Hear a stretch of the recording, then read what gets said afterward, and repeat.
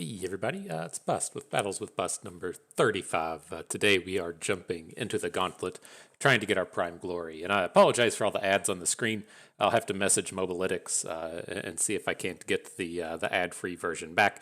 And if the ads keep showing up the rest of the way, then we'll switch over to the LOR Master Tracker. But nonetheless, jumping into the things here, we're going to be playing Scouts. I know everyone has been just waiting for the moment that I would bring you some more scouts. The day is today. We're going to also be bringing in the Poppy Galio deck that we played a video with earlier in the week, and then Akshan Sivir. We played a bunch of Akshan this week. Did not play Akshan Sivir. We played him with a bunch of other champions, and so it's become a lineup that I really love and enjoy. A couple of things that you have to kind of keep in mind as you jump into the end of the gauntlets these days is you're probably going to run into the Sundisk deck, and you have to be able to beat it. We did manage to pull off one gauntlet to where we didn't encounter it, but the deck is still like 15-20% of the meta. If you can't beat it, you're going to have some serious problems. And so we'll talk about the ways to beat it here in a little bit, but that's the one thing to keep in mind. The strategy we typically try to take is we want to just ban Pantheon. Pantheon's still an incredibly powerful deck. I think it's still one of the top tiers of decks. I think that the three best decks in the format, in my opinion, are the Scouts, the Yordles in Arms, Lulu Fizz, and then the Pantheon deck. But our decks are all trash against it, and so we just look to ban it. And then the other thing you're going to have to kind of watch for these days is the emergence of the Victor decks, mainly Victor Riven, and then also the now emerging Aphelios kind of decks. Kind of the way that the meta has broken out is that the Sun Disc came in, it was ultra popular because it used to be a meme, and now it's not. And then all of the control decks just got annihilated by the Sun Disc, and so there wasn't a real possibility for successfully playing control decks if you were just going to lose to the Sun Disc and play against it every 4 games. And so that just crushed all of the control decks out of the format. And so as the Sun Disc has started to decline in popularity, we are starting to see more of the Aphelios running around now that the meta is kind of starting to stabilize and kind of generalize as people figure out how to beat the Sun Disc and also play decks that just get crushed by it. And so the things that we are looking at today, again, the big thing that you're going to have to take advantage of is if you're playing unit-based strategies, which we're doing here, you have to either be able to attack through your opponent with overwhelms, you have to be able to attack around them with elusives, or you have to be able to attack twice with rallies. And so you're going to see that theme across all of these decks. The first two here, starting with Scouts, look to just develop a big board. This is our standard Scouts list, where you're going to be using Fleet Feather Trackers and Petricite Broadwings, paired up with the likes of Brightsteel Protector and Misfortune to control the early board. And then you're going to grow your board with Cythria or Genvivi or with for Demacia out of Vanguard Sergeant, and then you'll get the kill with one of those cards plus a Golden Aegis. And so that is the big idea coming out of the Scouts deck. Very similar things happening with the Poppy Galio. We have the same early game package, Fleet Feather Tracker, Petricite Broadwing paired up with the Brightsteel Protector. Here in this one, we do have a single copy of Lulu that plays particularly well there as well. We have the growth cards with Poppy and Vanguard Bannerman. Shit. And then we have the big pile of rallies here with the Golden Aegis, Relentless Pursuit. And so both the Scouts and the Galio deck pretty similar. The thing where we really kind of stick out from the rest of the meta as we are including Stony Suppressor in our deck. We're playing this in both the Scouts and in the Galio deck. We only play like a handful of spells, right? The only spell that we really care about casting is the Rally, and by the time you're trying to cast the Rally, the Stony Suppressor doesn't care. And so both of these decks tend to fall into having like one of two patterns, right? As to where you can really come in, control the board with all of these challengers, grow a big board, and then just get a gigantic attack once you're able to boost all of your units. Or you can make a kind of like slower set of plays to where you put dudes on the board, mainly things like Stony Suppressor. You don't do tons of attacking because you don't want your units to actually die, and then you grow them all with the likes of Cythria, whoever. And so you don't have to be an ultra-aggressive deck all the time. The majority of the time, it's just about making sure that your units don't die, because if you're going to play an attack with Cytherea, it's much better to give 5 units the +1/+1 as opposed to just like 1 or 2. And so both of these decks are able to build up to that quite well. And so the last deck we're playing, Akshan Sivir, it does a lot of the same early game things, right? We have our Fleet Feather Trackers and our Petricite Broadwings and the like, but we aren't playing the Stony Suppressor package here. We tend to be playing too many spells with Akshan Sivir. You can't be trying to pull off these Absolver and Golden Aegiuses and all the like while you have the Stony Suppressor on the board. And so we just don't play it here. But a lot of the concepts coming out of this deck are pretty similar. We're going to just come in, control the board however we can, try to build up a big board, and then we can use the Absolver plus Sivir to come in and just crush all of our opponents with a big overwhelm attack. But those are the 3. You should be pretty familiar with all of these. We've been playing Akshan Sivir and the Scouts deck just about every week for the past 5 or 6 weeks or so. We've been kind of flexing one deck in and out here. Been playing a lot of Talia Ziggs in this third space, but today we're bringing in the Poppy Galio. And so that is it. Oh man, I forgot to check if we got a way to pay the pay to win price. Let me pull up the deck list here real quick. This would be like the only one that doesn't have something to hit. I think we're pretty safe here. If memory serves, the only thing that we have left is champions, and so we should be pretty good to go with this. So all right, let's jump on in. Here we go. Akshan Sivir selected, Rally selected, Scouts ready to go. And boom. And so you shouldn't have to watch us play too much Scouts today. My kind of intent for the next few days is I do want to play Gauntlet again. Oh god, we got an... I can't tell. I can't tell if this ad's going to pop up. If this ad pops up, we'll just switch trackers after this first match. But I lost my train of thought. I saw this stupid thing turn up. Oh no, the Scouts. So you shouldn't have to watch us just sit around and play tons of Scouts. People tend to just ban it out every time. But it's not the end of the world if it turns up. And so, okay, with our opponent's decks here, Lurkers is fine. We don't have any just like soul-crushing matchups for Lurkers, but all of our decks are even to positive against it. Happy enough to keep the Lurkers around. I'm not like the hugest fan of running Scouts into the Sundisk deck. That's what I think is down here to the end, the Zerath Azir Zillion. Scouts is kind of an even matchup. Akshan Sivir and Galio and Poppy Galio are pretty positive against it, but I think I want to let that ride and then just take away the Draven. Now it is kind of like the downside to leaving up the Draven deck is we are playing all these Stony Suppressors, and Stony Suppressor is just so good against Victor. It's so good against Spinning Axe. That I'm kind of thinking that we may just let it hang around. It doesn't tend to be like overwhelmingly powerful matchups against Victor, to whereas I think we can beat the Sundisk pretty handily. But I do worry about the Sundisk if we have to run Scouts into it. All right, he's not making us do it. Let's just go ahead and start with the Scouts. I'm trying to think of where they would start. I mean, if they just start with their leftmost deck, the common strategy of just play the one on the left. Yeah, it looks like what we're running into here. That's fine. What is this? Decks are ready. Get out of here. Okay. All right. Terrible start. We have to have some early game. I'm just going to get rid of everything. Again, look for some of those early game challengers. All right. It's serviceable. It's not awesome to have this Misfortune start on the even attacks, but we just caught right back up with this Mirai Warden. Looks pretty good. Not quite the place to drop the Stony Suppressor. We will look to get him down, but I would like this to be a turn 4 play.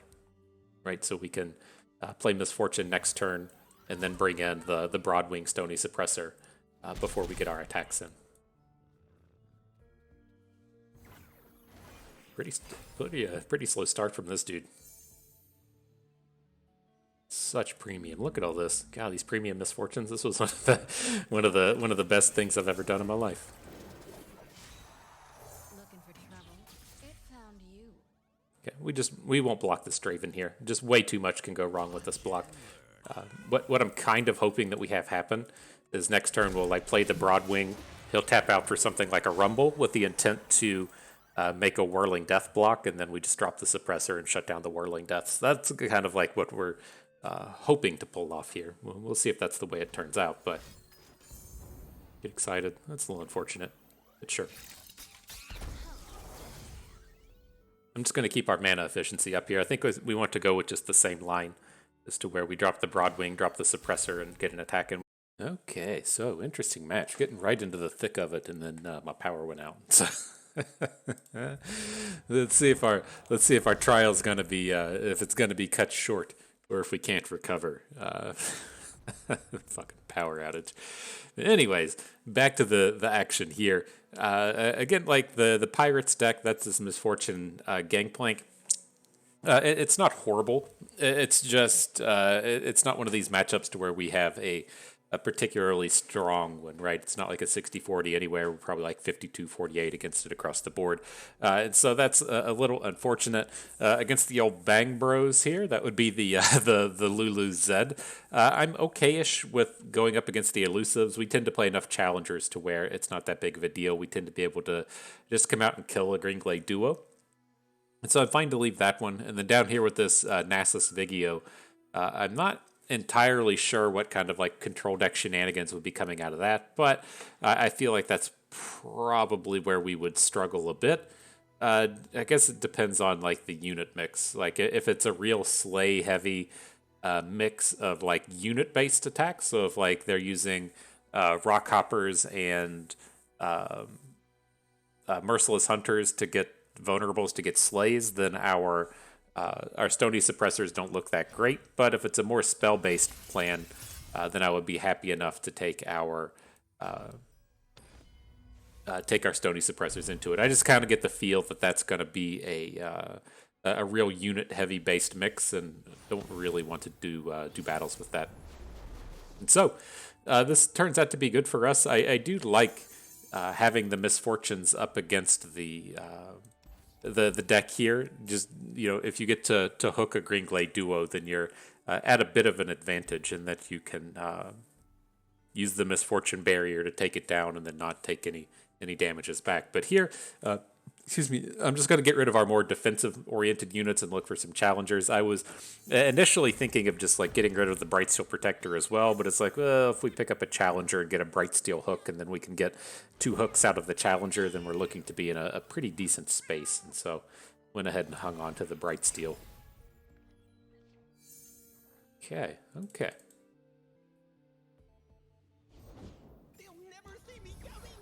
Here come the old Elusives. Not quite ready to just slam a sharp sight into these little Navori Blade Scouts. We can wait until an attack in the future, but here, this is exactly what I was talking about, right?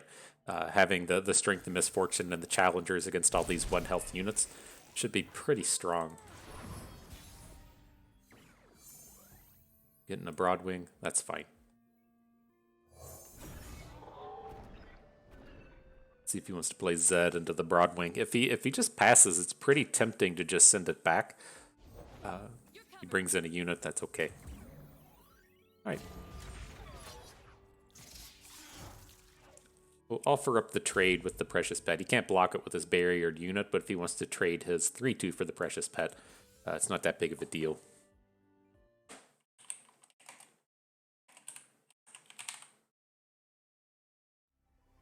Alright, see if we can't get the old LOR Master Tracker up on the screen. I think I told it to just load. Sometimes it doesn't like to do it. There we go. And we just won't use that show us your opponent's deck feature thing. That's apparently frowned upon. But we'll be okay. We'll manage.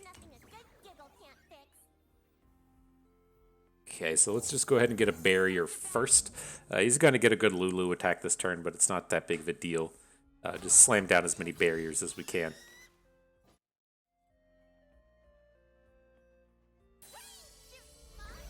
Interesting.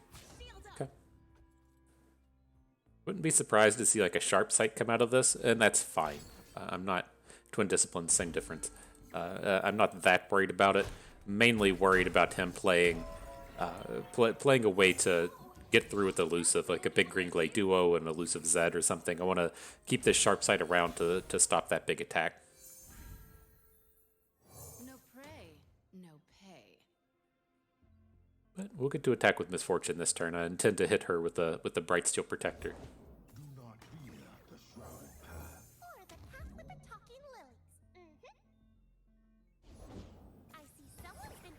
Alright, my dude. Hope, hope all of your 1 health units enjoy this attack. This is pretty painful for these decks to have to try and deal with. His blocks just suck across the board. He's out of mana. I think we're in a pretty good spot here now. Just getting domed. Okay. We could use the Ranger's Resolve to protect our Bright Steel, but I think we'll find a better place to use it.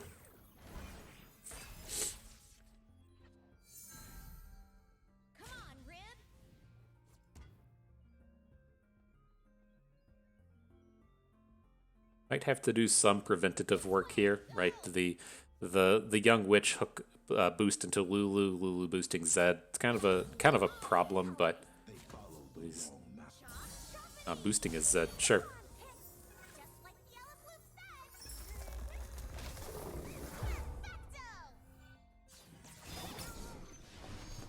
Didn't force a hook on us. That's a bit of a whoopsies there. So how are we going to go about this? The downside is, like, I think we're going to have to Ranger's Resolve. That will let us put Misfortune in front of Zed. These other attacks, though, we don't have any great ways to shut them down.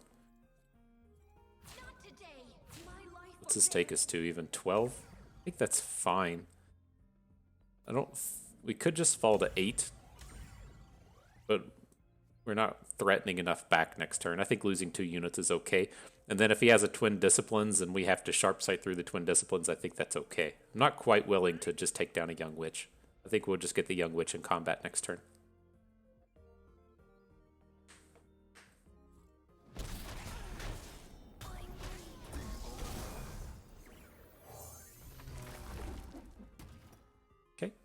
Save the Protector for next turn as well. It's like a punish if we hit either Cithria or Genvivi, but if we draw any other unit in our deck, then we'll prefer to have the Bright Steel next turn.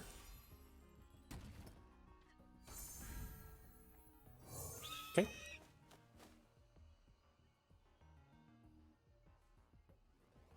As this board looks, I'm looking to hook his Young Witch with the Fleet Feather. This is fine. He could barrier anything. He's got the help picks in hand, and so seeing Lulu pick up a barrier is not that big of a deal.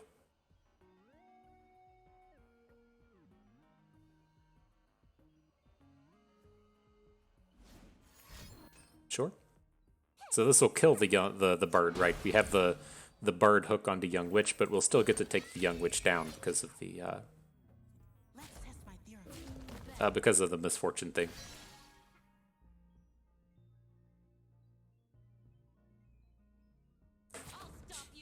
And if he gets greedy with this Lulu block, we can Sharp Sight into Lulu. I'm kind of okayer with doing that now, and so this all looks okay.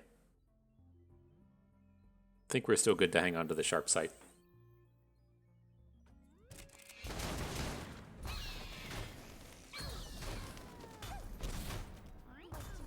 He's got a single Lulu against our 3 units. It looks pretty good. And Witch, okay.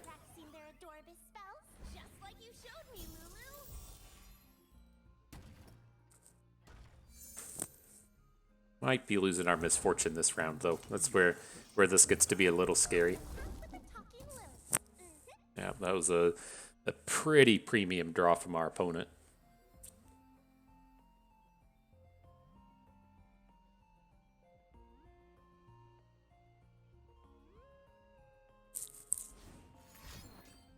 Oh, nice. We just need to not die this turn. So we have to block 2 of his units, and then we can Sharp Sight into Young Witch. It's tempting to Sharp Sight the Misfortune so that we get her with an additional health next turn. We're just going to lose to Twin Disciplines anyway, so if he has a combat trick to take her down, it's not a horrible deal. And so at the end of the day, she should have 1 bonus health. Right, just want to fall to 2. That's okay. He doesn't get to flip his Zed this way. Alright.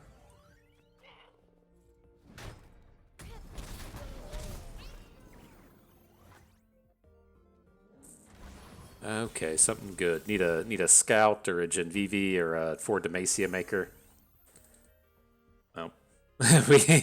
we had lots of good draws. None of them came about, but we had good ones. Oh my gosh, and he doesn't play the help picks. Oh, this is big. This is big. Now if he blocks our Stony Suppressor, it takes down his Zed and it takes down his Lulu. That was a bit of a blunder.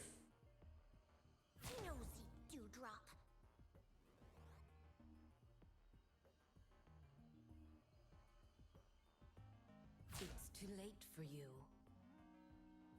Gotta block with that Zed. You should be seeing like either Zed or Lulu go in front of Misfortune, right? He can't block Misfortune with the 2-1. It's just gonna die to her ability.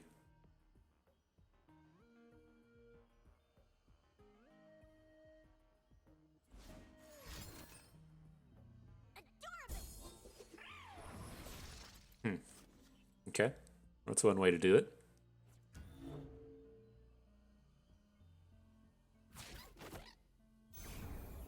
Okay. Alrighty then. Not how I expected that turn to go, but sure. And then it's just going to be like, here's a Green Glade duo. This is the way that we're going to get hit. Yep. Good job, guy. All right. The 4 champions into hour 1. Just interesting blocks across the board, and then just just have the elusive, sure.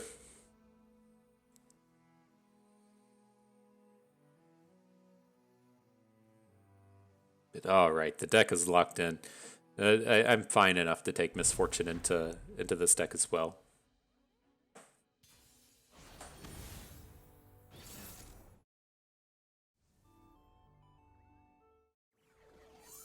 All right, so what do we got? I got this 1, 2, 3, 4 curve on the play. I'm pretty okay with that. You do have to kind of get down and dirty with against the Pirates deck early, and so the Durand Sculptor isn't super ideal, but it has the potential to be okay here.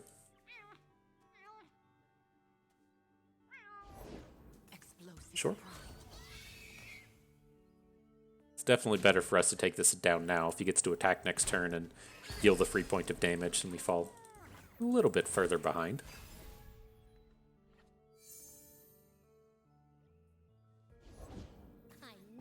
Oh, nice. Extremely good for us. He wants to like attack and then follow up with the Plunder dude.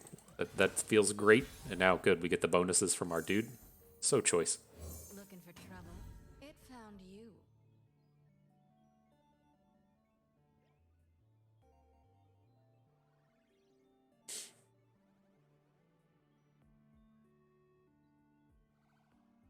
Shouldn't be like tons of good plays here. Right? You don't want to be adding Misfortune to this board.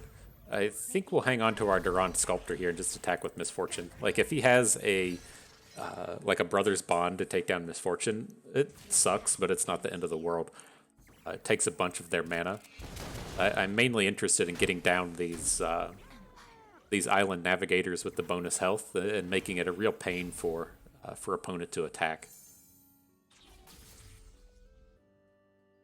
This looks pretty good. Hey there, Red. Well, that's one fantasy come true. Oh man, too bad we didn't have an elite to pick up the banner with. It's okay. Captain's orders. Pull it to the face.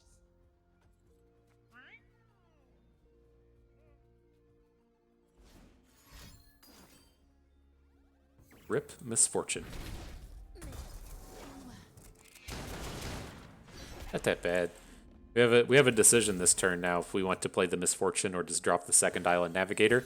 It's just the Brightstone makes it easy. I was going to say it just kind of sucks to attack these 2 attack units into a Misfortune and let her get the free block. It's not a great block. You don't like risking her too much, but the Brightstone is a perfect fit into this curve.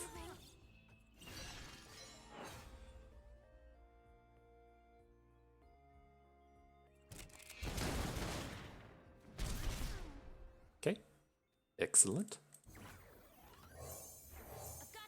He's not adding anything that's fantastic for us. I'm just on a handful of Noxus Blast and Decimates and stuff, we should get a pretty crushing attack next turn with the Golden Aegis. Very easy for us to flip Misfortune next turn.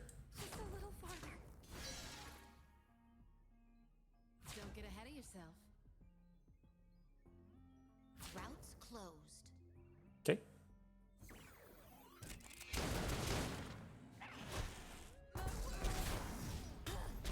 Alright, well, I feel much better now. Not a ton that they can add to the board that would make us worry. A second Misfortune, sure. I wonder if his hand is just full of like Misfortunes and Gangplanks. Keep up, keep up.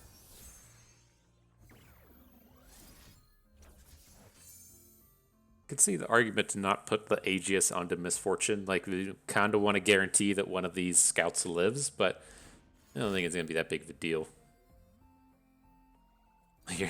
Your Noxus Blast will not take her down. Love ya. Okay. I could see a world where we should just go ahead and attack with everyone, but we'll make the scout attack here. I don't think he's going to be able to get out of this. Okay. Here comes the flippin' stuff. All right, get to watch those animations. Get that game going. Looks good. Right, so we'll have to see if Akshan Sivir are ready to battle the pirates. Ours handled it just fine. Our pirate on pirate action. Pulling down the W.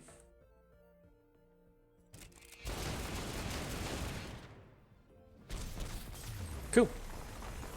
So, all right, get to move on with Akshan Sivir, and it's a little scary. Like our Akshan Sivir isn't as tuned to the early game as we used to have it. Right, we used to play a lineup that was we would play like 5 and 6 1-drops instead of just the 4. We were playing some Radiant Guardians instead of playing this full 3 stack of Vicar and Bruisers. Like this Pirates matchup is the exact reason that we were trying to pull that kind of thing off, but hands like this are ultimately pretty scary. You got to find some 1s and some 2s. Found a 1. Certainly helps. Felt much better if we picked up Akshan to go along with it, but it's okay. I don't really want to lead with the tracker. There's a chance we'll want to use it for the hook, to where if we're just gonna like trade 1-drops on the first turn, I would rather have the Treasure Seeker. That's fine. He has a combat winner here, or a unit we would have liked to take down in the Corsair, but be in the same spot, right? He would just no block if he didn't want to lose his unit.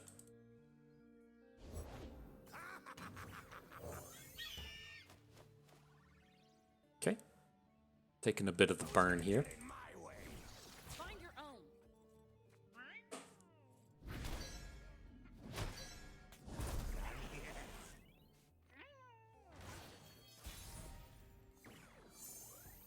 Broadwing. It's kind of interesting to play the Broadwing in that we can we can save out the mana for this Absolver, because next turn we're going to want to play Sivir. The turn after that we're going to want to play the Bruiser. I think I'm on board with this. Also, kind of stops him from playing Misfortune, and so if he just passes to protect Misfortune, I feel pretty good about just passing here.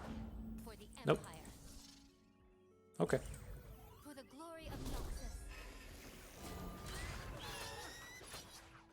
Definitely happy to clear out that board. Looks good. No one's the Sure. wiser.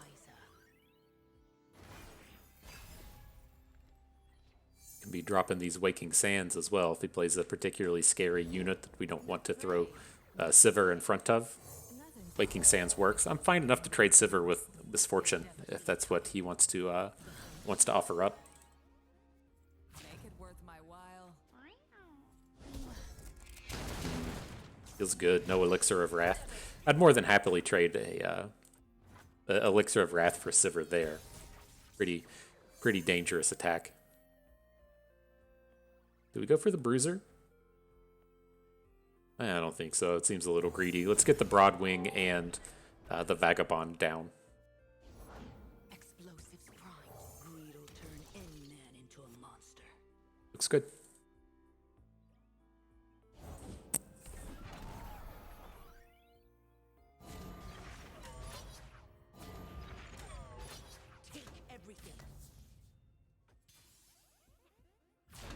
Oh, nice. It's very good for us. Definitely, he you know, the trades for him. When he's making trades, he wants to be punching damage in with his overwhelm. And so, if we ever get to attack with just a vanilla dude and catch a trade with one of his overwhelm units, it's pretty fantastic. I think we're good to go in this one.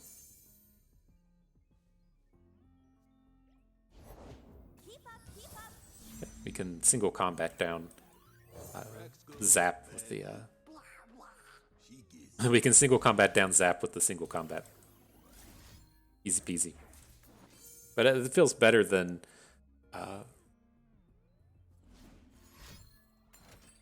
Make it rain. Aw, rip Sivir. Right when we were about to get the big Sivir overwhelm attack in, but that's okay. We're looking strong.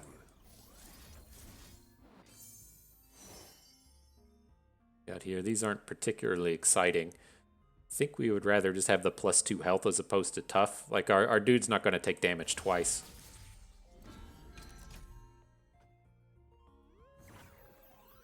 Okay.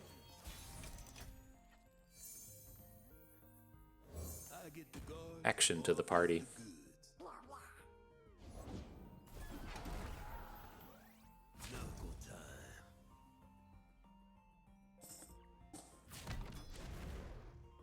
Okay.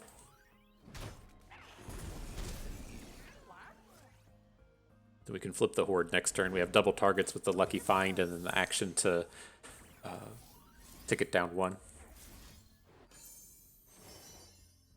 We got Overwhelm, sounds good. Let's move on to boosting action after that. Don't want to die? Don't do terrible things. Pick up like +2 health or tough or something that'd make me happy.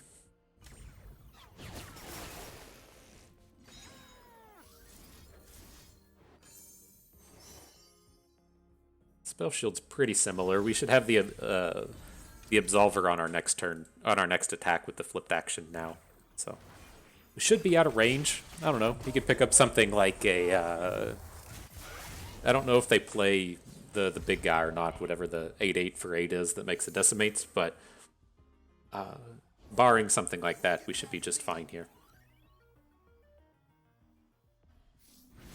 Let's go ahead and lead with the Relic. So if we pick up a single combat or a concerted strike, it would feel super good.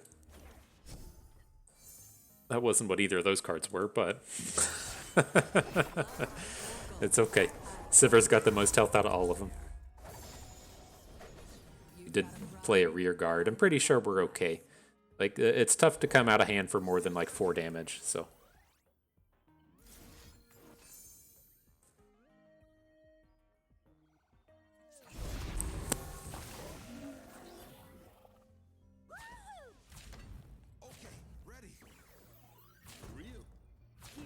Oh, here we're gonna lose our Sandstone Charger either way.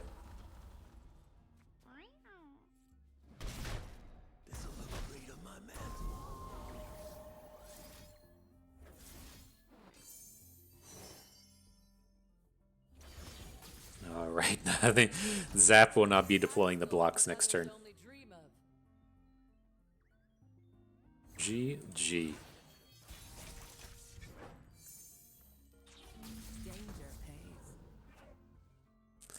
All right, good deal, man. I was worried that we were gonna get knocked out of this one quick. That's a pretty rough start to have a power outage take away your first match and then lose the first game in your second match. But we rallied pretty hard. Get to move right along, continue on our battles. Good stuff. Good stuff. So yeah, we had some exciting games there. The Pirates are always making you clinch a little bit. And here, this is a tough one. I think, like, we're going to leave the Zoe Aphelios 100% of the time, right? We have 2 decks with Stony Suppressors. Stony Suppressor is fantastic against the Moon Weapons. It's fantastic against stopping Zoe's star charts. We have the Sharp Sights and the Challengers to take down the early Zoes. I think that's fine. The deck that worries me the most out of either Tahm Kench Soraka is the Soraka deck. We don't have a lot of great answers when the deck like starts rolling, and so I'm leaning more towards just banning it as opposed to Sea Monsters. Sea Monsters can be challenging depending on how heavily they go go for the 1 damage pings. They almost always play like Vile Feast, but if they're playing like the full complements of like Vile Feast and Withering Wails and stuff, it gets kind of scary. But if they're more kind of like the turbo sea monster things, it's not that bad. And I kind of feel like if we have to play sea monsters twice, we'll beat it eventually. And so I'm going to ban out the Tahm Kench Soraka and leave the sea monsters in. I don't want to do it. Let's ban the sea monsters. I don't know. I just kind of feel like with all of our Stony suppressors, it'll work out okay at some point. All right. That's weird. Is that the? I wonder if these people are just banning what's on the left. That's the second time in a row we've had the Galio deck get banned. All right. Well, he seems happy enough to bring the squad against the scouts. Okay. Pretty good curve. There it is. There's the sauce right there. Get that Stony suppressor on the board. We'll have to find like a good turn to drop it. I don't think this is the matchup where we want to do it on like turn 2. But I mean, it might be. We'll have to see what unit they play. The double on turn 4 is pretty powerful. See, it's just like you're in this space now to where if his play is like Pale Cascade, then you're looking so good. All right, I'm in.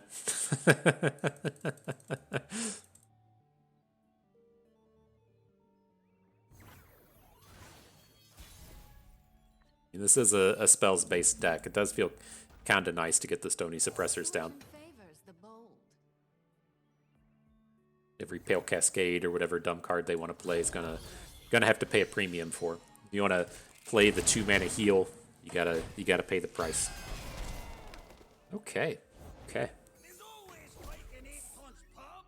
It's gonna be mean to our misfortune.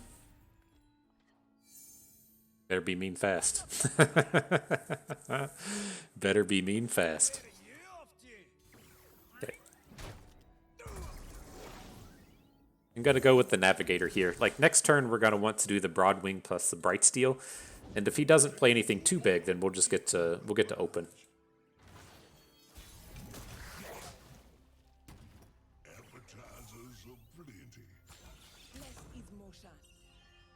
Okay, we'll just slam the damage right in. If he wants to play an Acquired Taste, then it now puts us in a space to where we can take him down with a Broadwing.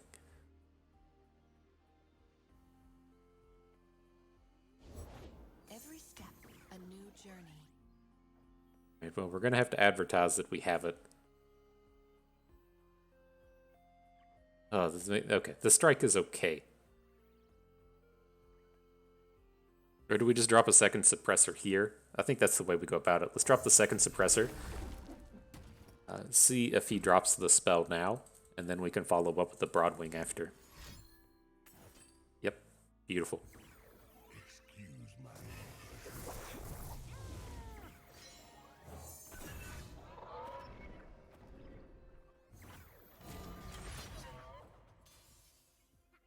Okay, no real reason to attack with these other units. Putting damage onto Soraka here isn't that high value. You're just going to attack with her next turn and heal right back up. Double Cythria, nice.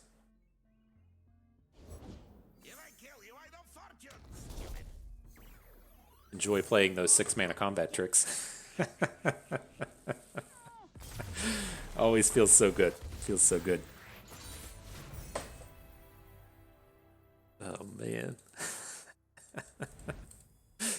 He's like, this is my positive matchup. I'm playing against the Scouts. Stony suppressors. Gotta love it. That's the good stuff right there.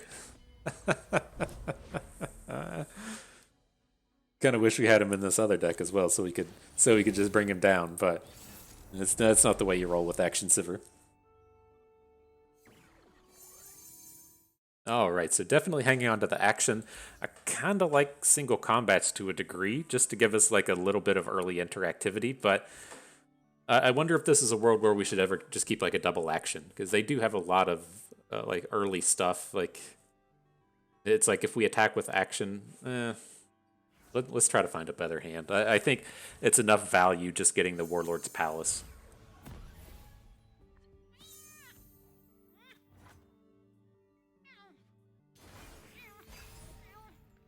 think where this turn will like kind of be a stinker is if he plays a. I think we have a second action now, right? So if he follows up with the Fortune Croaker and takes down our action, then we can just play another action. I think that's pretty good. The Boxtopus is what I mean. He's just going to be a trade. Oh wow. Somebody's got to heal, huh?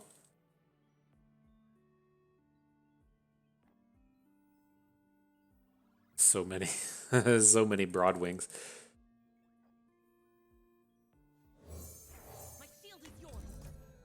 This might be the wrong one.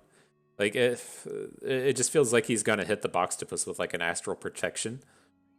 Like if he passes, that would be my big expectation out of that. Doesn't have it just yet. But like the play we're passing up on here is being able to hit action with the barrier and then grappling hooking something. Shouldn't be like impossible for us to find another trick though.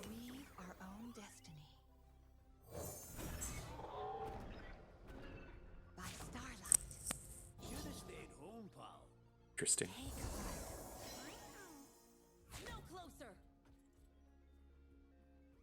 Okay.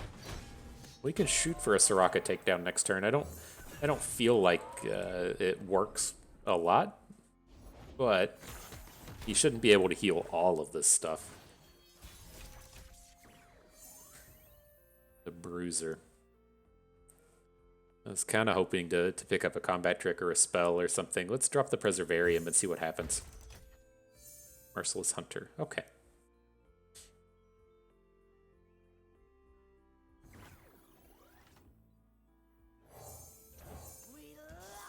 Just get the permanent the permanent vulnerable onto Soraka. Again, he's gonna have like something here, but it's not a huge deal.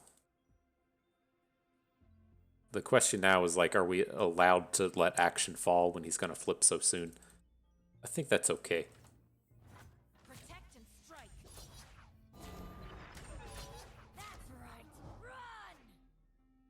This is justice. Okay, just clear this out. It's also kind of scary when they develop these big boards like this with all the damage on it, and then they're like, herder, here's a Star Spring, right? That's their kind of alternate path to victory.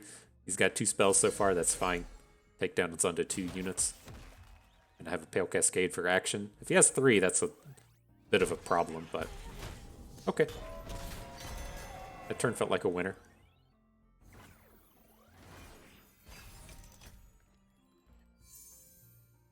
Sivir's ready to party now. Where are you off to? Live with her. The possibilities are infinite. Take heart. Okay.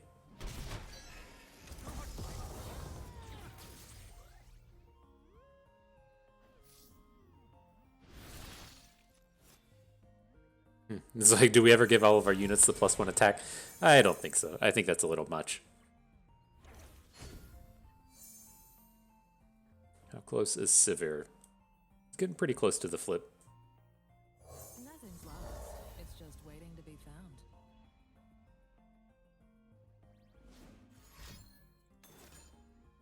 Sure.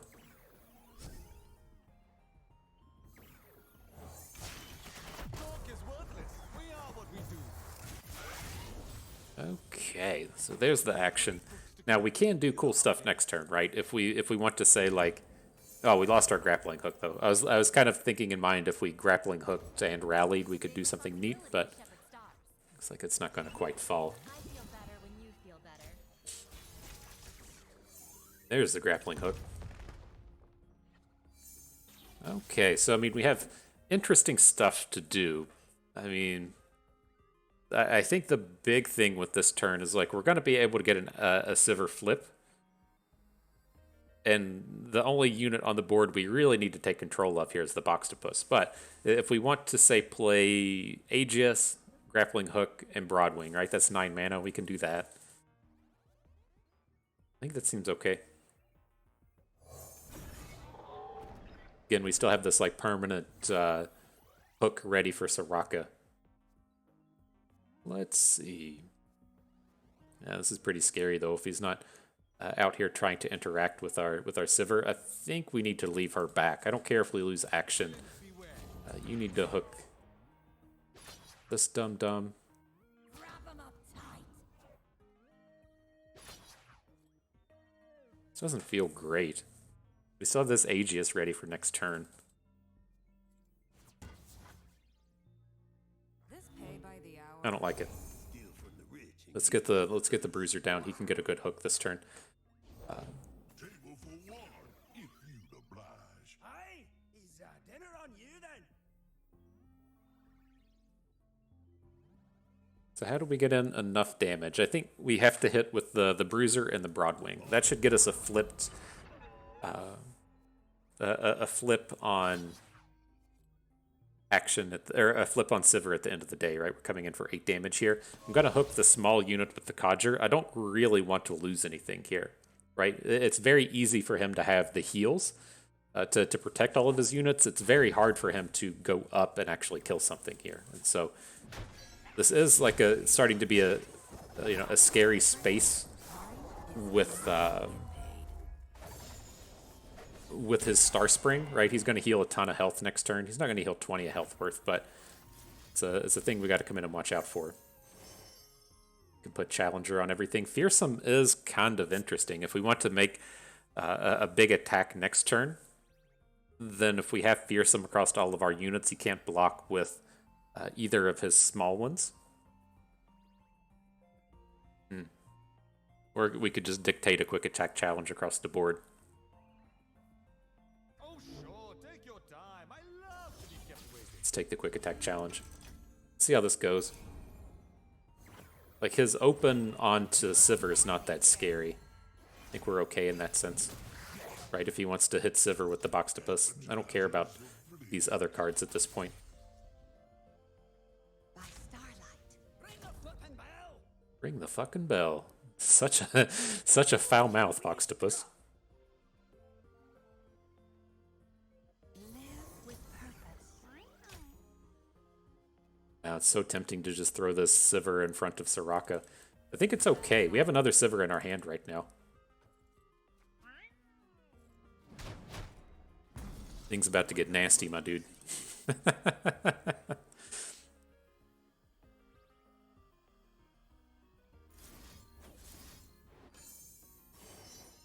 Alright, so we can put Tough on the board now. This is probably the space where we would want the Fearsome if we were going to take it. We can... I think Sivir, she passes out Barrier if she still manages to have it, but I don't think she's going to have it for that long. Let's go with Tough.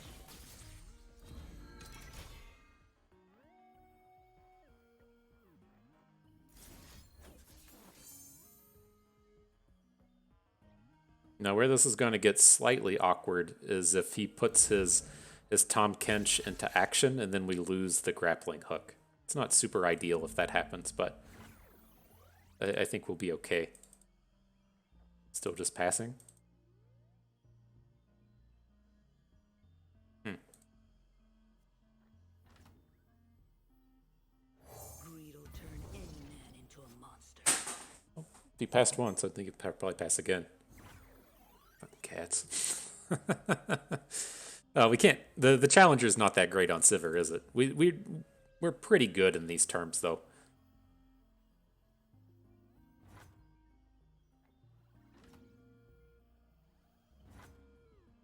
All right. So how wrong can this go if we hook Tahm Kench with Sivir?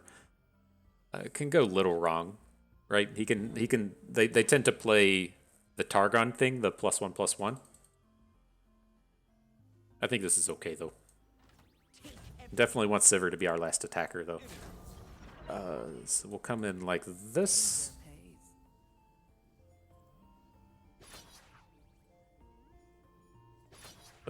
Yep, Tahm Kench there.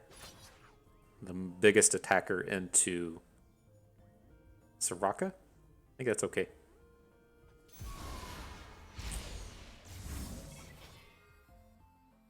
Everybody's got barrier, that's right. We look after our own. Gosh, cats. So he did have the Pale Cascade. I don't think he's well. I guess it does protect his Tom Kench from the Sivir attack, but we're gonna just blow this out now. It's not a half tempting place to just drop a ricochet, you know. I'm not completely opposed to it. Take down that Tom Kench, but I think we'll pass on that idea for the moment. It's down to 1 mana, perfect time to drop the grappling hook, and so I think Soraka's the one that we care about here.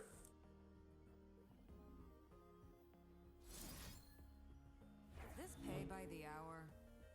You can only give her like +1 health, and then ideally with this Warlord's Horde, we're going to draw 2 with it.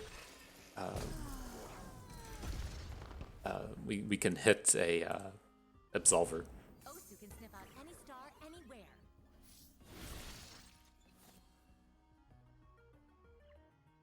We don't give our champion Spell Shield 2/2, right? I don't think so. Draw 2. Sivir and Fleet Feather Tracker. All right, well, let's see what kind of magic we can pull off with these 2 ricochets to end the day. Stand back. I'll protect. Let us peruse this establishment's fare. Asserted Strike. Okay. I mean, it is a little unfortunate in that we're not going to be able to give out Overwhelms. We're not dead to the Star Spring just yet, but things aren't looking that good.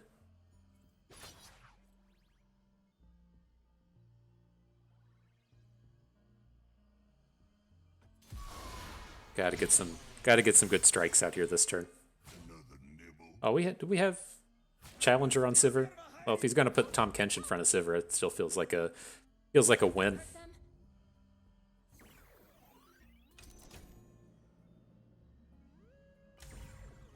Takes 4, loses Tom Kench, still has some units, but we're gonna start ricocheting. Okay. I think he's just gonna play another Tom Kench, but I think this is all right for us.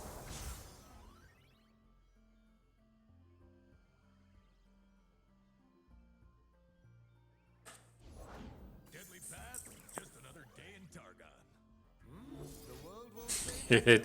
Here it comes. We might be dead to this Star Spring. We'll have to see how this falls out. That was pretty good. Once I've seen you heal 22.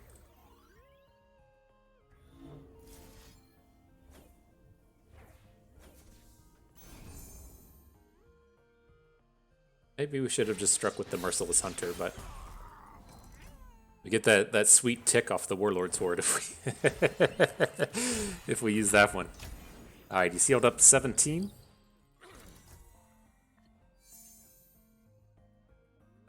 The good thing with that amount of healing is that we get to we get to survive if he has the invoke heal, right? That only heals for 4 now. Oh man, I don't feel like we deserved that one, but we got there at the end of the day. Such a dumb deck. Wants to maybe they'll put Tom Kench on the rework docket for the next go around. All right though, pulling down them W's. So what do we got here? It's Pantheon. This is our standard ban. Is the Yuumi Pantheon. It's bringing the Pirates deck similar to what we saw earlier. This Misfortune Misfortune Twisted Fate Gangplank thing. I think that they typically play. I can't remember if they play like 3 Misfortunes, 2 Gangplanks, 1 Twisted Fate, or the exact numbers, but it's pretty similar. And then Tokens is a scary matchup, but it's one of those decks to where it's kind of a coin flip as opposed to the Yuumi Pantheon, which is really strong against a lot of what we're doing. The standard Scout ban, sure thing.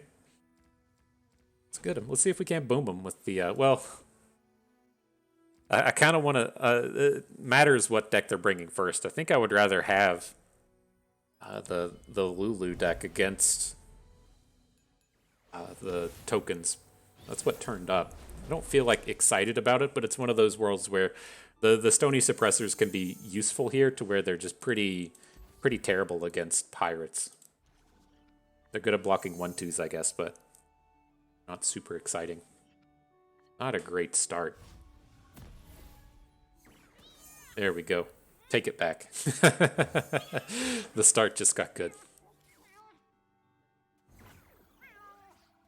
Almost skipped our first turn. It's been a while since I've done that. I used to be, in our expedition days, the master of the play a unit and just pass. It's more psychological, you know. Oh, this is a weak start from opponent. I want to bring as much damage as we can as early as we can.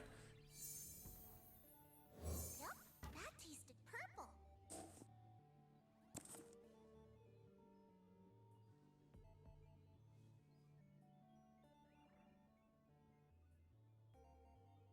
See if he drops the Azir down just to prevent all the damage.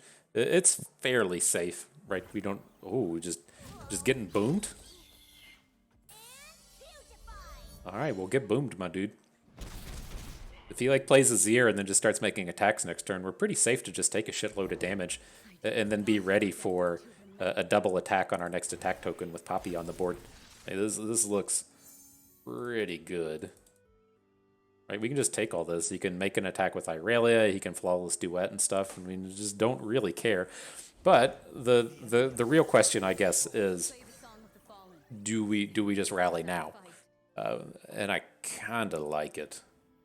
We just get to go ahead and take down the Irelia. We can't stop much in the way of our attacks here.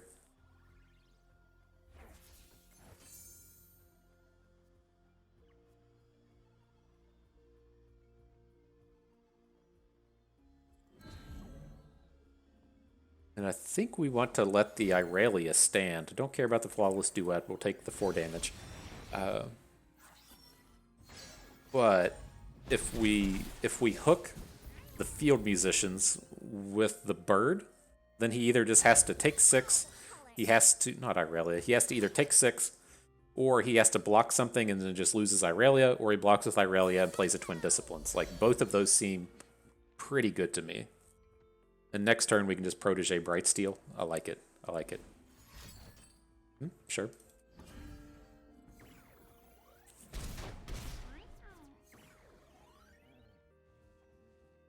Okay. Bring in that hot fire.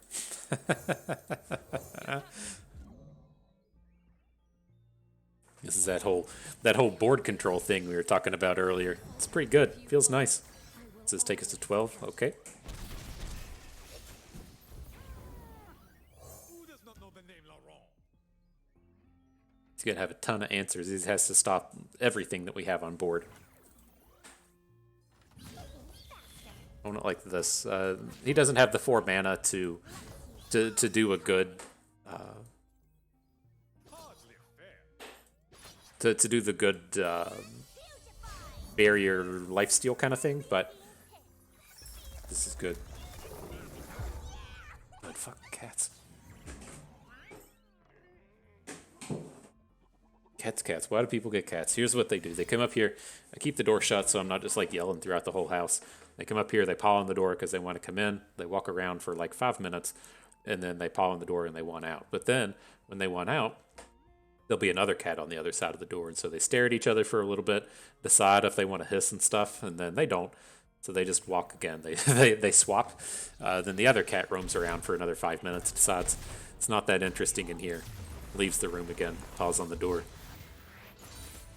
They weren't so adorable. Oh, they're delightful. I love my kitties. They are little sweeties.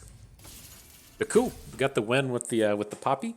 Then we get a, you know, if you got 2 50-50 matchups with the Akshan Sivir, then we should win, 75% of the time. That's the way that math works out. So let's see. Not a bad start. I'm kind of skeptical of wanting to keep Shape Stone. Like it should be good here, but I'm not sure when we're going to have like the mana to use it. Because like I certainly want to hang on to single combat, right? I have to have a way to kill a Green Glade duo, and that's how we do it. I don't know. It's like I'd rather just draw like any unit. But man, this is like, why are we even playing it if we don't want it for these draws to where we have a 2 and a 3. block. You're never attacking here. Why are you even stopping? Just push the continue button. I did the mathematics on how often he blocks there. It's never. You're never trading your sparring student. I guess like the what it would be have to considering here is if this played this turn as a Green Glade duo, right? Then you just don't really feel good about blocking with either of your units. Doomkeeper. That's a pretty good shutdown. I would have thought I would have thought you would want to trade away the sparring student when you're presenting attacks like that. Okay, not bad though. Spin it round, throw it down. Oh, come now. See if he brings that twin disciplines in on Akshan. Does not.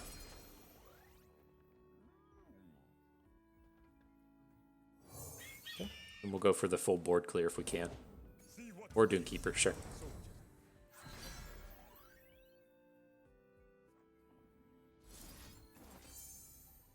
It's only got one spell mana left, so I think the Waking Sands will be enough to shut him down from attacking, or at least like he'll still attack with the Sand Soldier, right? But he's not attacking with Sparring Student now. Ooh. Okay. What do I know? We got it first. Taking 4. All right. I usually like to just soak up as much damage as we can against this deck, but this feels like such a positive turn. Shapestone, beautiful. Like, it's pretty tempting to just open here. I don't think we want to just open, but...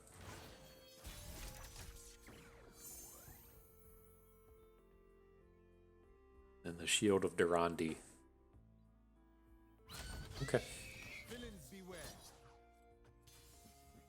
It's like, we're not going to kill his scary units, right? He's pretty okay in this space to just, like, bank the full 3 mana.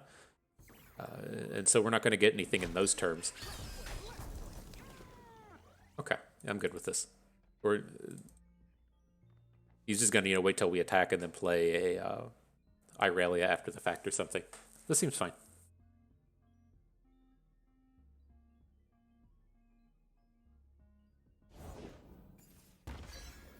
We're not taking it. We're taking it back. You know what hasn't happened in a while? People haven't been bitching about how I say Emperor's Diaz. I think that they hear me just say Diaz and stop watching. And, good riddance.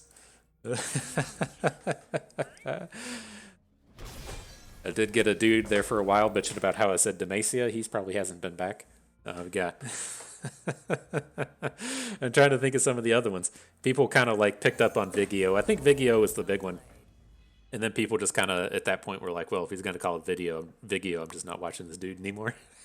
I can't wait till the next set comes out when we play in these Shield of Durandis onto the Emperor's Diaz. There's got to be like at least one new card that we just can't say right. That's my cue. Oh. I'm blocking. That's all. What if we just take 2? Take 2 from the Ribbon Dancer. Then we're ready with the tricks or the single combat if we need to get ourselves out of something here. Sivir pretty close to flipping. Akshan's gonna flip next turn. This, well, we don't have the Overwhelm. I was like, this is one of these turns where we might just spew off the Sandstone Charger, but I think we're going to be a bit short on damage to go for something like that. Let's just draw a card. Wouldn't hate a Sharp Sight, some other kind of interactivity. Sivir is actually kind of tempting. Like, what's our reputation at? I wish you could see.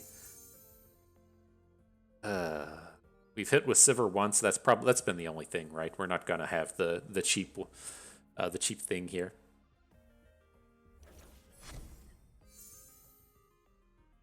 But the Merciless Hunters are going to be quite good. Sivir is going to flip in the middle of combat, so we can get quick attack challenges on this stuff.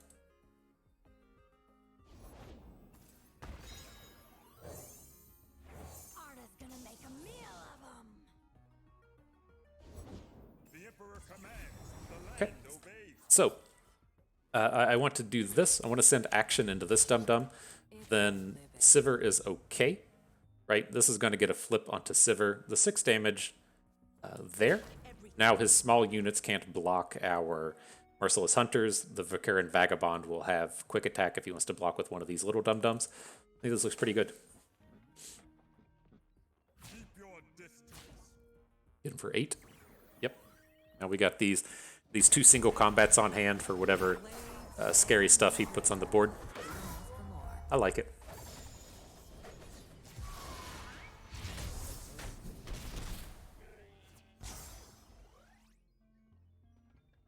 We got that one card in hand. Can't feel good. Can't feel good, my dude. I think I'm just going to overwrite the Warlord Horde. Tell the people what you have seen today. I don't think we're ever going to use it, right? We've met before, Sivir, in another life. Get out of here.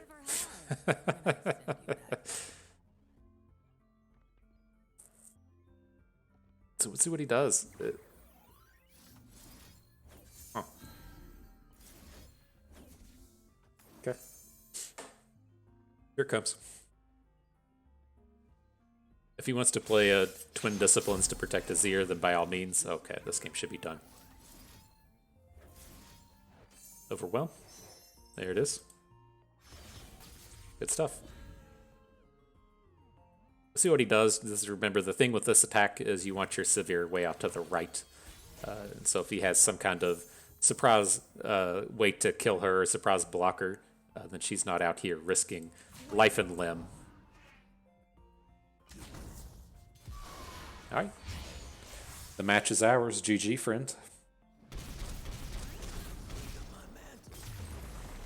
Nice recovery. Nice recovery from the electricity-based disconnect. Good.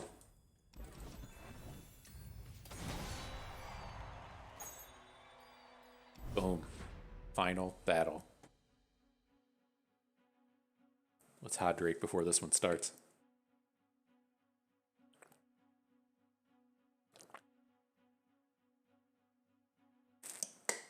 So, man, I got some life advice for you all. It's happened recently, and so we got these things over top of your stove called a range hood, right? Well, that's the difference. If you don't know, for those of y'all that don't know, a stove. Let me think if I've got this right. Hang on, 1 second. We'll get right back into it in just a hot second. But here, I don't think we want to play against whatever this. I don't know. I feel like this Freylord deck is probably, in general, the weakest one. This would be like the most off-meta deck.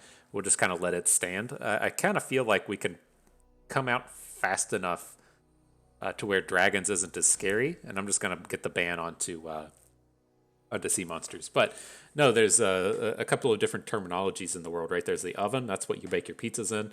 And then there's a stove, which is an oven with a range on top. That's what the burners are, to where you English people make your tea, right? Is that you probably just have an electric kettle, but anyways, the little burny things, if they sit on top of an oven, that's a stove. If the burny things sit alone, then that's a range. And so, either way, you probably have to have some kind of ventilation system over top of it to suck all the steam and your burnt ramen noodles and shit out of the kitchen. And so ours was like 60 years old. We got rid of it, got a new one. And then it stopped working. And it's like, well, fuck, that was expertly installed by me. Why would this ever stop working? And so I was in there and I was like jiggling stuff, and it would kick back on, and then it would kick off. And so it's like, all right, well, it technically works, but this is some kind of connection issue, right? And so it's like, well, I'm just going to jiggle all of the little electrical cables, and post jiggle, things should work, right? And so you should have known by now. You just kind of like grab the rubber parts. You don't grab the metal parts when it comes to electric stuff. And I just grabbed an electric part. Turns out the connection was working there. And so remember, piece of bust advice if you're dealing with the electrical systems of the world. Maybe turn the power off. Maybe. Think about it, You do you. I don't want to tell you how to live your life, but it's probably what you want to do. Icevale Archer, you got us. Get that 3 damage in here. Okay. No blocks from me. Do have this Lulu, though. She's ready to come in. ready for battle. And then the important thing that this Durandi Sculptor's doing right now is he can't play Brittle Steels onto either of our units when we make this attack. And so this should be pretty good for us. He's only got 1 mana. He says, oh shit, I can't Brittle Steel any of that. Stay back. Okay. Coming at us with the Yetis. I like it, my dude. I like it.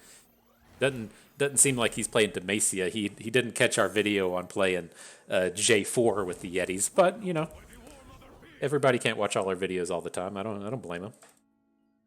What are we doing this turn? Are we going to get any blocks? I think we're kind of stuck playing a Brightsteel Protector, and then next turn we can bring in a Poppy.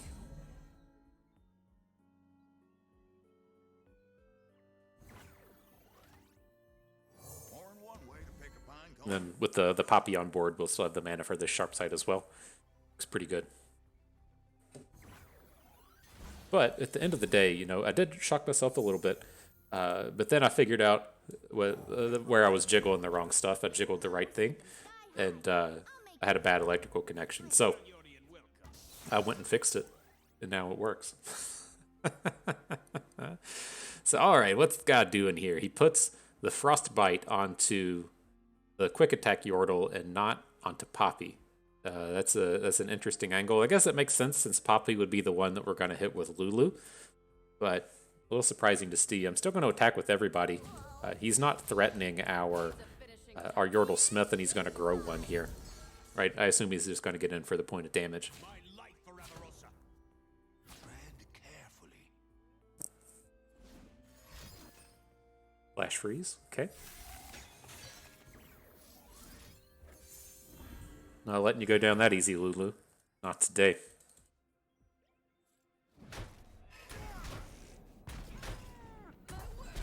I would say we have a pretty overwhelming board advantage here.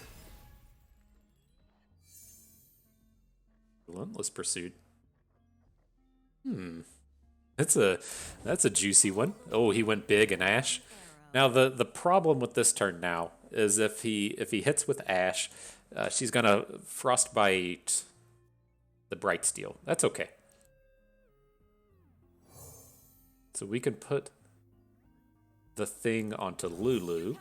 So if he attacks with Ash, she's gonna Flash Freeze the Brightsteel because that's our small one. You can come in and block with Lulu. That's okay. And then we still have this Relentless Pursuit. Planning on directing it towards Poppy, but let's see what he does.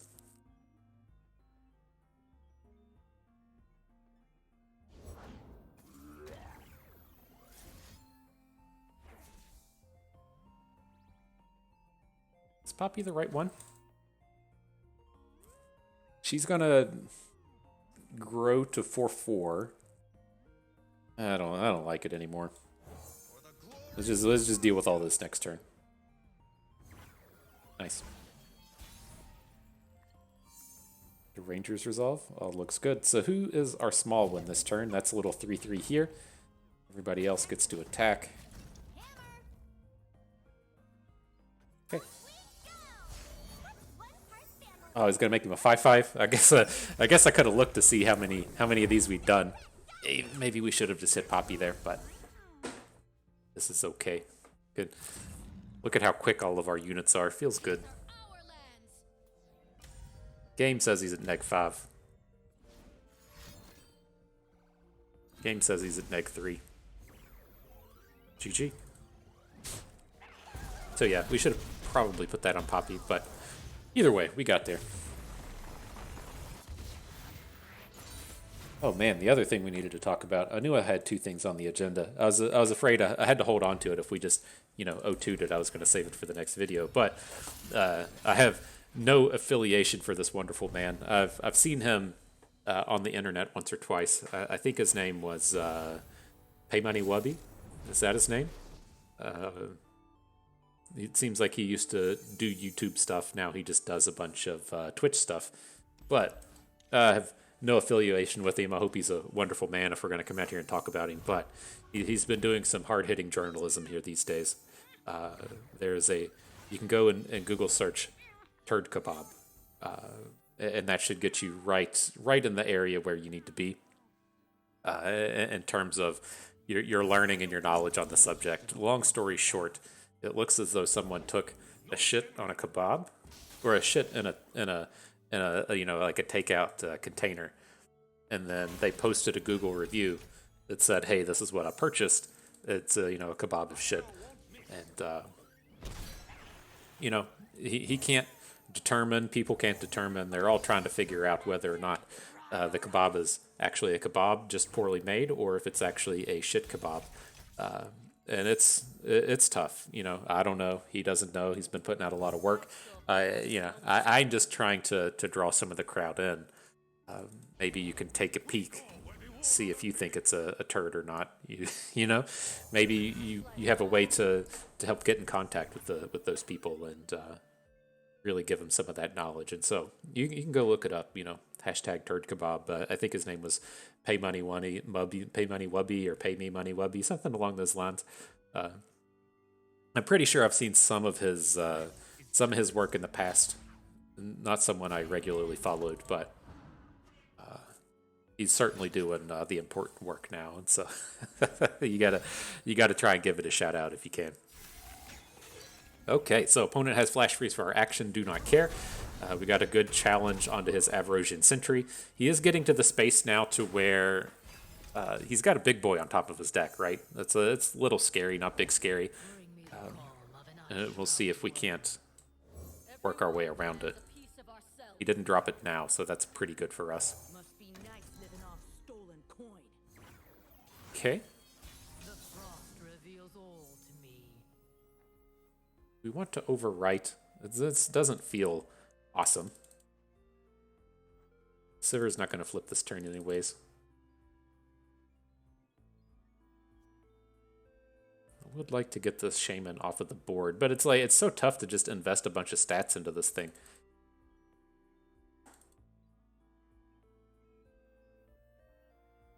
Wipe it off. Did she say wipe it off? I guess we can do it this way, right? We do have the Shield of Durandi in hand, and it turns out Frostbites are not good against the Shield of Durandi. So let's just go ahead and bring it in like this. I like it. Can 0 health our Broadwing. See where that gets you.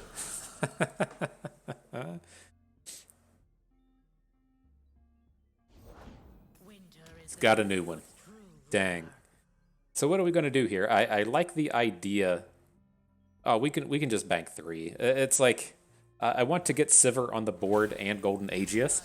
I think I'm on point though with dropping Sivir and then just giving everything +1 attack. I don't think we need to draw cards here. Let's see. Maybe I'll tap out for something dumb.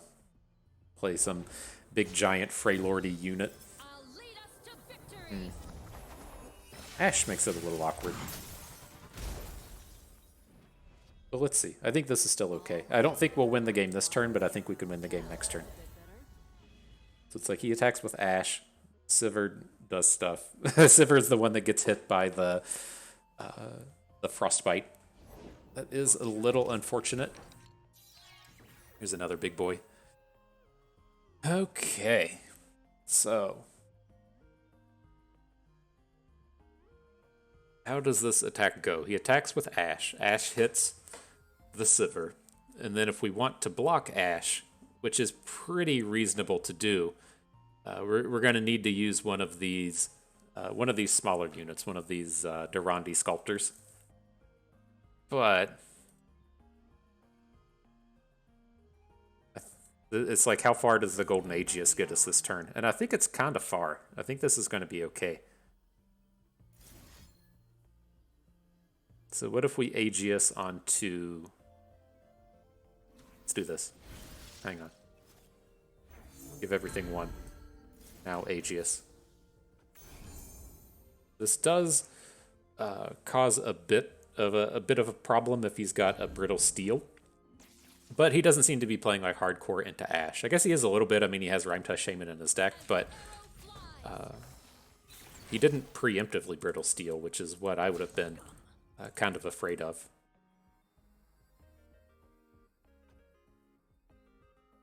Okay. Interesting. Not how I expected that one to go. And we can attack with everything here. So that's 6. That'll flip Sivir. Sivir can still punch in for a point of damage now. You guys can attack.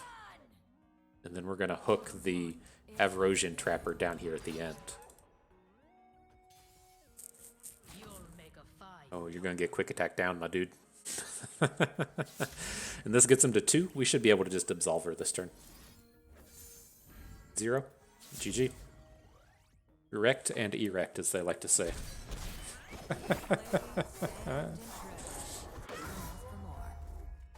Okay, GG. Glad we kept this deck around. Like, you know, there's a reason decks aren't top of the meta, and that's a fun one. It's very similar to a lot of what we brought forth with the Yetis in a video maybe a week or 2 ago. But it's not, it's fun. It's just not a real top of the meta deck, and so that's probably something you can find yourself doing is.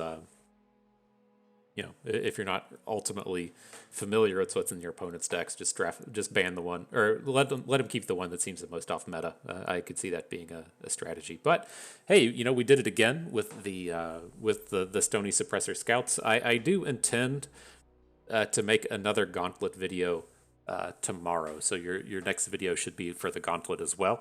I'm kind of torn in terms of what's going on with the Gauntlet. Like, I think the format is fantastic. I really love Gauntlet. I think the pick ban stuff is quite nice and fun. I think it's interesting in that it opens up the format to where, as we saw for, you know, like the first week after the 3.4 patch, you just couldn't play a control deck because it couldn't beat the Sundisk. Well, when you come into Gauntlet, you can just ban it, right? And so we you know, centered all of our Gauntlets when we first started around just banning Pantheon. You get to kind of like pick and choose some of the matchups. There's just like lots of interesting things, and you get to edit your deck building as opposed to where you're trying to just play the best kind of like general deck and ladder. It's not to say that one thing is better than the other. Lots of people enjoy them both ways.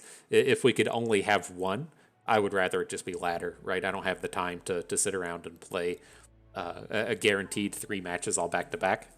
And so I certainly love the best of one exists. It's just I would prefer to play Gauntlet. And so that's what I'm going to make a video for tomorrow. I like playing these. And so we're going to play them. Life can be that simple and can be that easy. If you like it, do it. And that's what we're going to do. And so we'll see if we mix up the lineup a bit for the one tomorrow. But I hope the support continues with this. And that's kind of like, as I think about Gauntlet and how Riot has handled this, it's like I kind of worry in terms of, you know, in every other card game on the planet, they put some kind of tournament format into the game. And so, of course, Magic has all of the tournament formats, and then everyone does it. There's tournaments in the thing, and you pay some kind of buy-in, and then if you do well, you get rewards at the end. And that was, you know, the way Expedition was. I'm curious where they go about that with Gauntlet, and if they plan to support it more, if they plan to you know, put a tournament thing into the game. I mean, there's a tournament button right here. I mean, this is just for like seasonals, right? It would be, I'm curious if they would, you know, expand upon the tournaments in the game. And where my worry came from, that's not in their execution and how they do it. It's just, as we saw with Expedition, there was never anything meaningful in the rewards. And so there's no like day-to-day competitive aspect of Runeterra right now. And it's like, you know, if they start slapping on a entry fee, are the rewards ever going to be relevant? Because it's so easy to just get everything in the game. So I don't know. It's food for thought. I'm not trashing on them or hating on anything that they've done, but I'm kind of curious if that will ever be an aspect of the game, or if the end of the competitive line is just qualifying for seasonals and maybe playing in Worlds, as opposed to having a smaller scale, you know, Friday Night Magic-esque level of competition, as opposed to just the seasonal tournaments. But I don't know.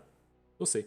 No complaints. I don't want to dive and delve into it too much. One of the things I like to mention is, again, the World of Warcraft problem as to where The World of Warcraft was the first like mainstream big MMO. Like, yes, there was shit like EverQuest and stuff, but World of Warcraft was the big one. And if you want to make an MMO now these days, you have to have a crafting system and quests and raids and 5-man dungeons and big raids and little raids and PvP and team PvP and arena with 3 teams or teams of 3, and you have to have battlegrounds with teams of 25, and you have to have like this and that and that and that and that. Just because the World of Warcraft has been around for a fucking decade, it's even longer than that now, right? It's pushing its 20-year anniversary of just churning out the content, and so it's tough when a new game comes out, and you've put your heart and soul into it for these AAA games. 8 years or whatever the game comes out, people are like, it's only got 5 versus 5 arena. It doesn't have 2s and doesn't have 3s and stuff like that. And it's tough, There's just, are they supposed to just delay the game for another 3 years so they can add that feature in? Or do they just release it and then kind of play it by ear as terms of what the community and the people actually want? And that's where we kind of are at this stage with Riot, as to where they got the game out there. They had their ideas on what was going to work. Expedition wasn't one of those things. Path of Champions is. Big mainstream competitive card gaming is not something that's ever particularly popular. And so I'm just curious what the route they're going to take with it is, and where you can fit in something like best of 3 Gauntlet, because I really do enjoy the best of 3 format. We'll probably just kill it off, right? We were doing the Expeditions got killed off. Why not kill off Gauntlet as well? But at the end of the day, nothing negative there. It's all actually positive. I'm curious the way they take it, but that is going to do it. And so I hope everyone enjoyed the Gauntlet. You maybe you learned how to suppress those feelings, just a little bit. Maybe learned a thing or two along the way and had a good time watching. This is Bust, and we thank you for being here.